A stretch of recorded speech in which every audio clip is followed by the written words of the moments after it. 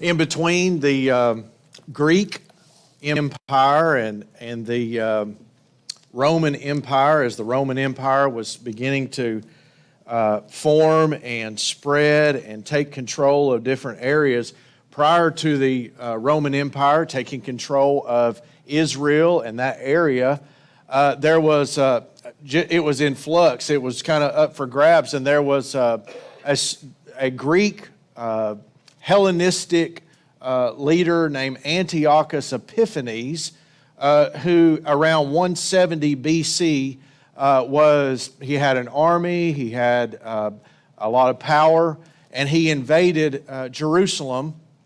And he came into Jerusalem. He was a brutal person. He killed many, many Jewish people in Jerusalem.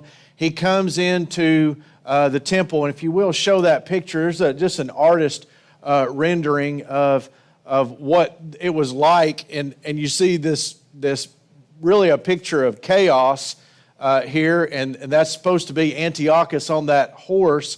He comes into Jerusalem and he conquers, just brutal to the thousands of people there in Jerusalem. His goal was to Hellenize or Grecianize Jerusalem, and he will show that other picture as well.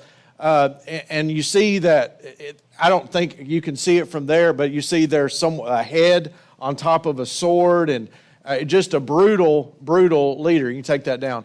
And what he did, though, was he goes into the temple, and he proclaimed himself a god. And he comes into the temple of God, and he offers a pig as a sacrifice on the temple and desecrates the temple. You've probably read about this if you've done any background study. It was something that just defiled the temple. And Jesus is probably alluding to that. This was a time in history, not the only time in history, when the temple was defiled, and there was what Daniel spoke of as the abomination of desolation. Open your Bibles and look at chapter 24 of Matthew. At the end of chapter 23, you remember that Jesus said, "I will not come back to the temple until you shall not see me until you say, 'Blessed is he that comes in the name of the Lord.'" He departs from the temple. He's asked by his disciples questions about the end, and we looked at this morning and how Jesus explained that these things, don't be troubled, these things don't indicate the end. The gospel is going to go out to the whole world. And then he continues on here tonight, beginning at verse 15, and he talks about this abomination of desolation. It is a prophecy of Daniel. And then you'll see as we go forward that there have been several times where the temple has been defiled. It was defiled when the Babylonians came in, and they defiled the temple. They killed priests. They put their own false worship in, and they stole things from the temple, destroyed the temple, and Daniel prophesies that it's going to happen again, and Jesus prophesies it's going to happen again. And you'll know when the Antichrist will come, he will stand in the temple, and he will do this as well. And so what we're seeing in these verses is that Jesus is showing you from Scripture that there is a pattern of this that's been seen in the past, and it points ultimately to a consummating event in the future when the Antichrist will stand there, and that has something to do with the end. And we're going to look at some verses in Daniel. We're going to look at some verses in Revelation tonight where all this is stemming from. Notice the first thing I want you to see in verses 15 through 22 is the coming and controlled judgment. Let me say this before we even dive into this, is that don't make any mistake, the end is controlled by God. And so as we look at this, one thing that helps us to not be troubled is the fact that we know that God is in control of these things. This is a part of God's plan. I remember when I was little and I would hear preachers preach about the end times and be preaching in Revelation, and you may have had the same feelings. It was kind of scary sometimes when they talk about the mark of the beast and they talk about all the tribulation that you would go through and what the tribulation was ahead. And it's kind of scary, but here is a calming word for you and an encouraging word for you. God is in control, and He's going to take care of His people. Notice here in verse 15, as we get started, Jesus says, "When you therefore shall see the abomination of desolation." And he references this by saying that Daniel the prophet spoke about this. And go back in Daniel for just a minute, and I want to just point out there's 3 different texts where this phrase, abomination of desolation, comes from. And this isn't me just digging up the phrase. This is what Jesus said. Jesus said this is when you will see this. It happened before Jesus in 170 BC by Antiochus. It happened before that in Babylonian attack on the temple. And then it would happen again in 70 AD when the Romans would come into the temple and they would destroy the temple. They brought in all their stuff and they defiled the temple. Notice in chapter 9, Daniel chapter 9 and verse 27. The phrase is there in Daniel 9:27. "And he shall confirm the covenant with many for 1 week. And in the midst of the week he shall cause the sacrifice and the oblation to cease. And for the overspreading of abominations he shall make it desolate." This phrase, abomination of desolation, first of all, the word abomination is pointing to sacrilege. It is a desecration of what is God, of what is to be given to God. It is an unholy type of behavior in a place that's supposed to be holy to God. And the desolation, it means that it's taken away. What is holy is being taken away. And so it is simply, I can say it like this, it is a misuse of the worship of God. It is a twisting and a perversion of the worship of God in His house. And so Daniel is telling us that the sacrifices are going to cease.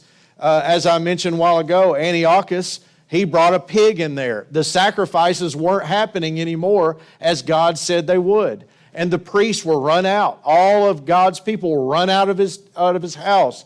And then Antiochus, who says that he was the incarnate of Zeus, is standing there in the temple acting as if he is God.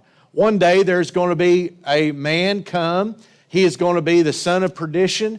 He is going to be the Antichrist. And he is going to declare himself God and stand in a holy place. And it's going to be an abomination, but it's going to be spiritual desolation. It's not going to be spiritual. It's going to be of the devil. Notice in chapter 11, Daniel 11, verse 31, it's mentioned again. In Daniel 11:31, "And arms shall stand on his part, and they shall pollute." There's that sacrilege, that defiling of the sanctuary of strength, "and shall take away the daily sacrifice, and they shall place the abomination that maketh desolate." Also in Daniel 12:11, it's probably on the same page of your Bible, one of the last verses of Daniel. "And from that time, and from the time that the daily sacrifice shall be taken away, and the abomination that maketh desolate set up, there shall be 1,290 days." That's the 1,290 days for some of you end time enthusiasts. 1,260 days is 42 months, and so it's 42 months and a month. And so that's the 1,290 days. By the way, 42 months is 3.5 years. It's half of 7 years. And so all of this is pointing to the end. And remember, that is what Jesus is answering. Jesus is answering questions about the end, but we also see that throughout history there have been little markers along the way that have reminded us this is going to happen again, and it's going to be more intense. It is going to have larger implications, and the largest implication is going to be when the Antichrist comes and does the same thing that Antiochus did, does the same things that the Romans did in 70 AD, does the same things that the Babylonians did that Nebuchadnezzar did in 597 BC. And so Jesus is, notice what he says there. He says, spoken of Daniel the prophet, stands in the holy place. We get it. And then notice this little parenthetical phrase, whoso readeth, about what Jesus is saying right here, let him understand. And what I really believe is what I just told you, is that Jesus is telling you what Daniel prophesied, and notice the patterns through history that God is showing you of what Daniel said, and ultimately what would later be said in 2 Thessalonians chapter 2 and verses 3 and 4. And if you want to go over there and look at that, you'll see where this is ultimately pointing. Let's go over there. 2 Thessalonians 2, 3 and 4. He says, let no man deceive you by any means, for that day shall not come. And he's talking about the end, except there come a falling away first. What did Jesus say this morning? There would be a falling away. The love of many will wax cold. And notice this, and that man of sin be revealed, the son of perdition. He's going to call himself a son of God, and he's going to stand in a holy place, but he's going to make them spiritually desolate. Look at verse number 4.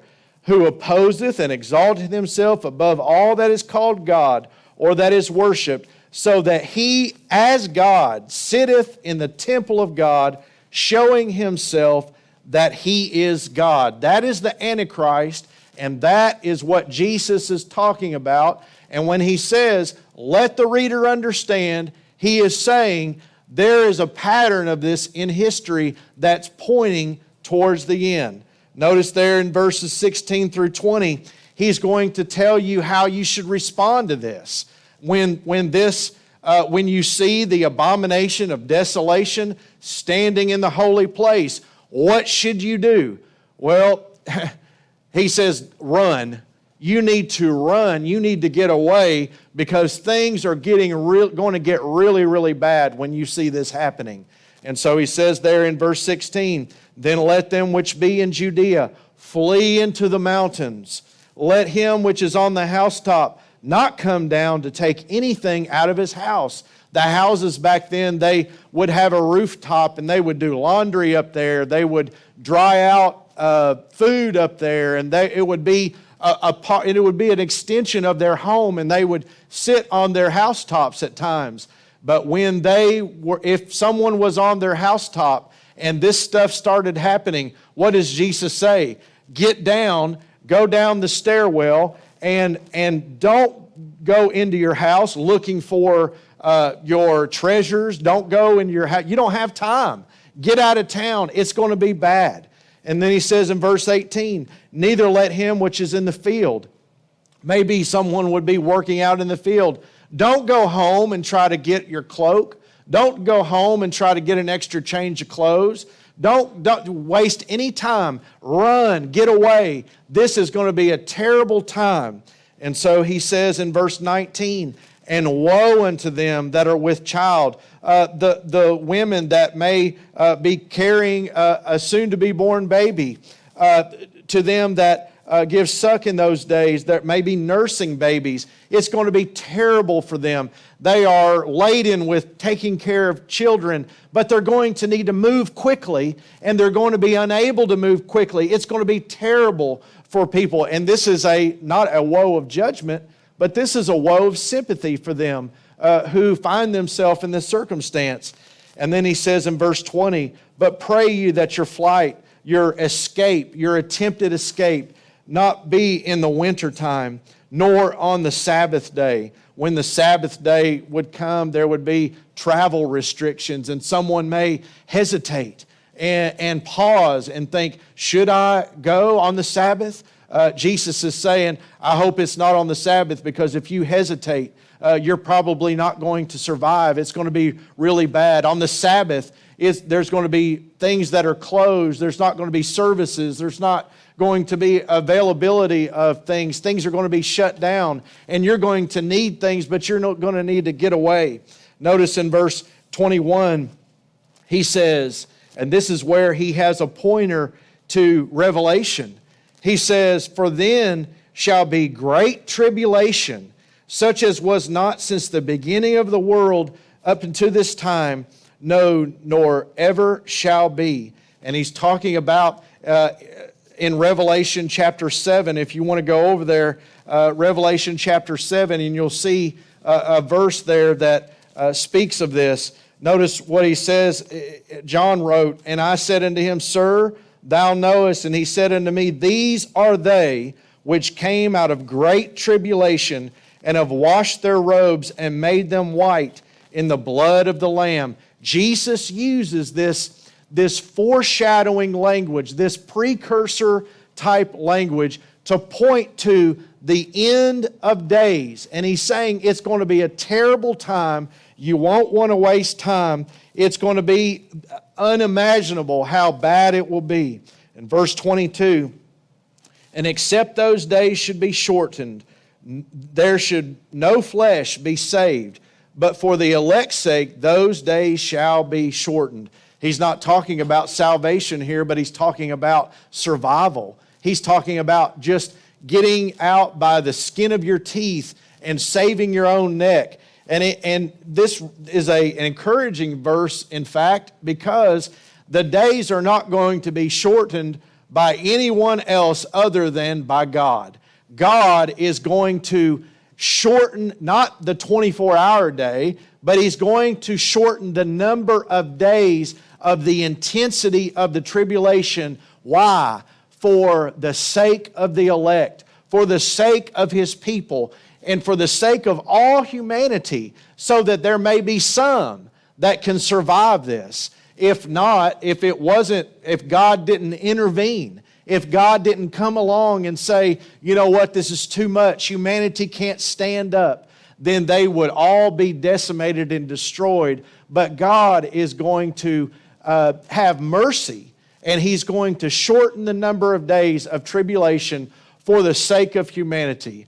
A lot of people, they come to this idea of tribulation, and they think, oh, God's a mean God, He's a harsh God, He's an unjust God, He's unfair. But you are reminded here in verse 22 that God is a merciful God, and there will be judgment on the earth, but He will relieve humanity somewhat so that there can be some survival. The second thing I want you to see tonight is the deception comes before the reality. The deception comes before the reality. I talked about this morning, and on in chapter 24, there is this idea of an extreme deception that's going on. We are seeing deception now. We see deception all across the world. There's so many people out there talking about things about of how the world's going to go, and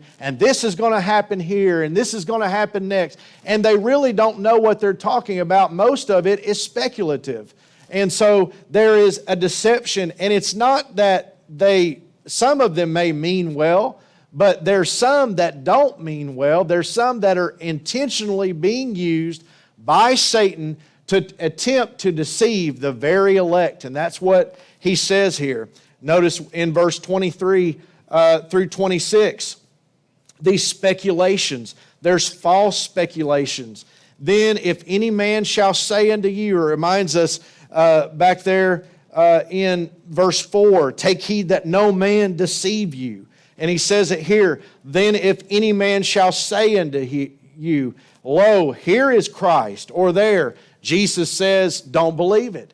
That's not true. That's not the way it's going to happen. It's not going to happen because you're hearing from someone that Christ is over here, or this is the Messiah. The Messiah will appear on His own. You'll see that in just a minute. Notice in verse 24, for there shall arise false messiahs and false prophets. And so it's not just one. You notice that it's plural. There's going to be many people that are going to come, and they're going to say that they're the Messiah over and over again. What did I say a while ago? There is a pattern of this leading up to the end. And as we get closer to the end, these things are going to intensify and the frequency is going to increase. Jesus says that there is going to be many that's going to come, and they're going to be false messiahs. And not only is there going to be false messiahs, but there's going to be false prophets. And that's another word for false teachers. There's going to be people, as we talked about this morning, that are going to come and they're going to say, I know this, and God has revealed this to me, and I have this new revelation from God. Jesus says, don't believe them. And what are they going to do? Notice this. They shall show or demonstrate great signs and wonders, insomuch that if it were possible, they shall deceive the very elect. I want to show you what that looks like. Go back over to Revelation chapter 13 very quickly, and we're going to read about 7 or 8 verses here, 8 verses. Revelation chapter 13, beginning at verse 11, and this is where it is all going. Notice what he says. And I beheld another beast coming up out of the earth, and he had 2 horns like a lamb, and he spake as a dragon.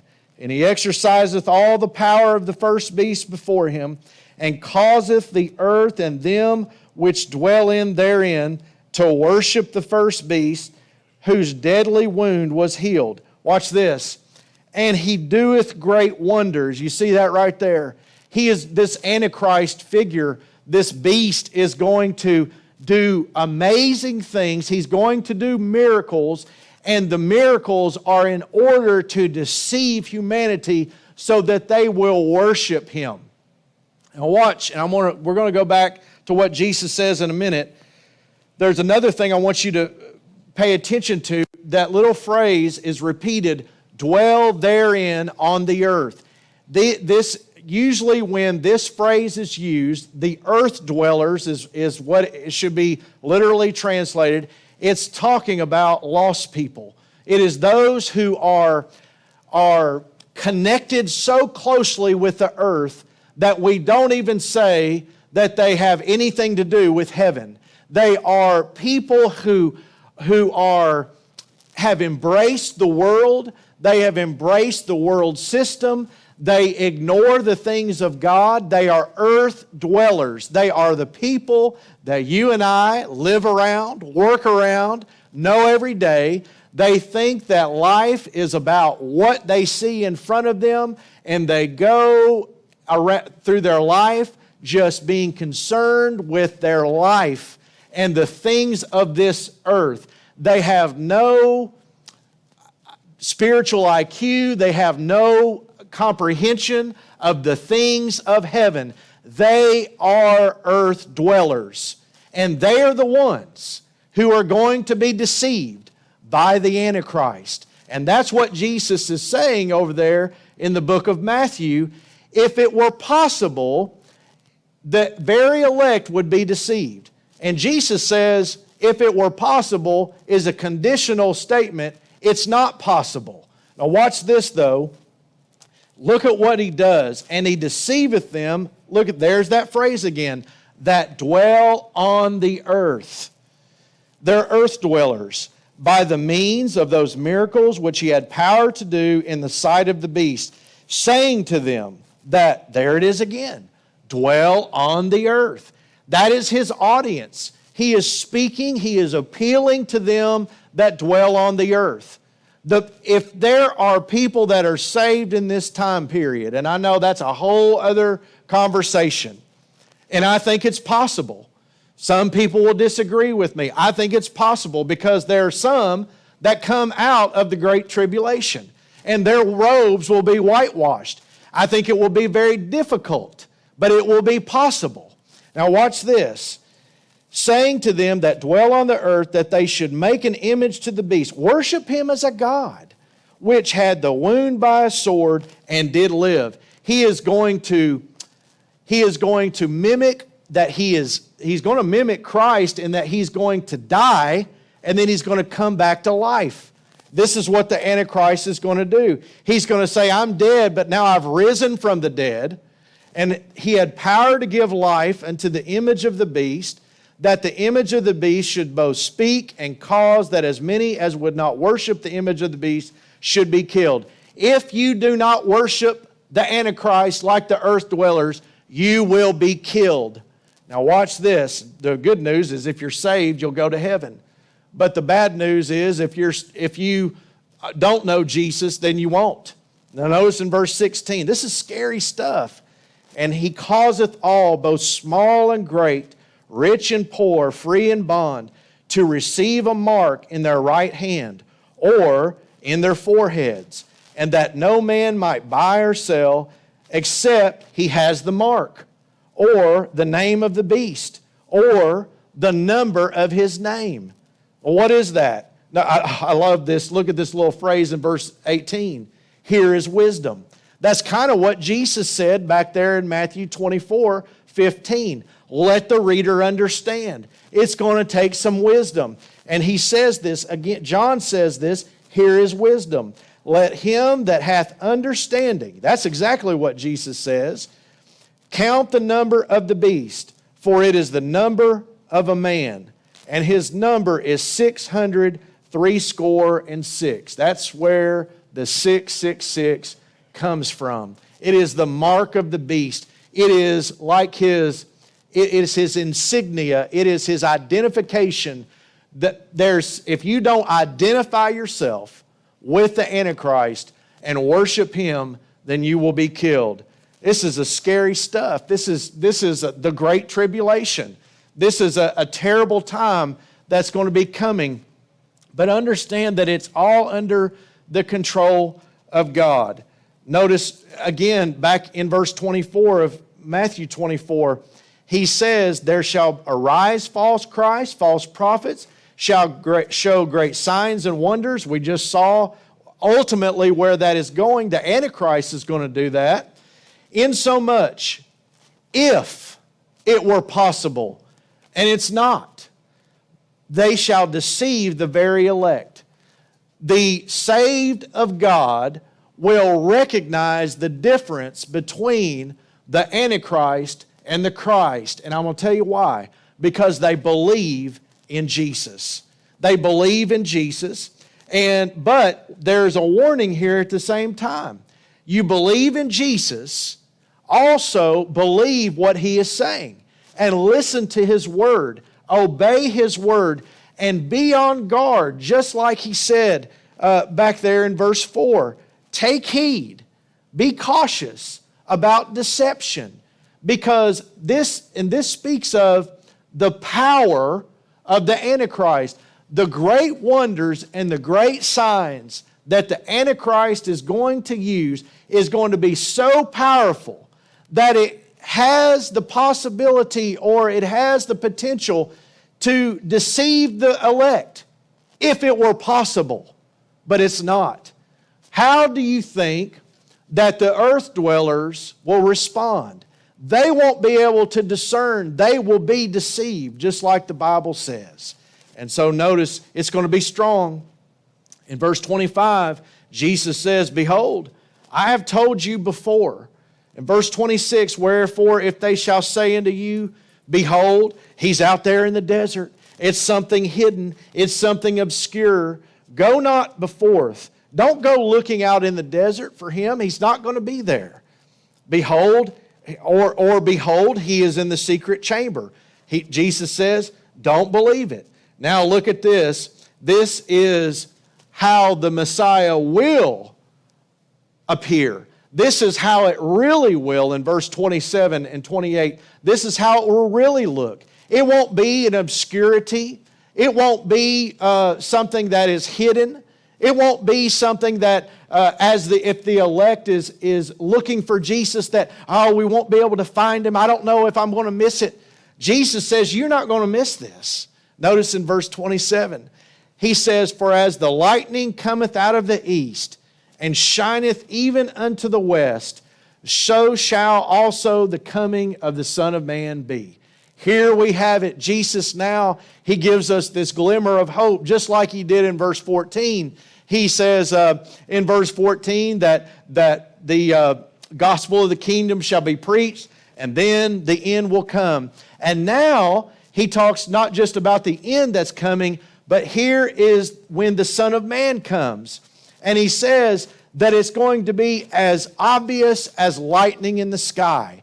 You're not going to miss it. When the lightning flashes in the east, it's seen all the way in the west for many, many miles away. You're going to look up, you're going to see it. It's going to happen, and that's how the Son of Man is going to come. Not like the false teachers that say, oh, it's going to be hidden, you might miss it, or you already did miss it. Do you remember even in the first century, Paul addressed that and said there's some that think that they've missed the second coming.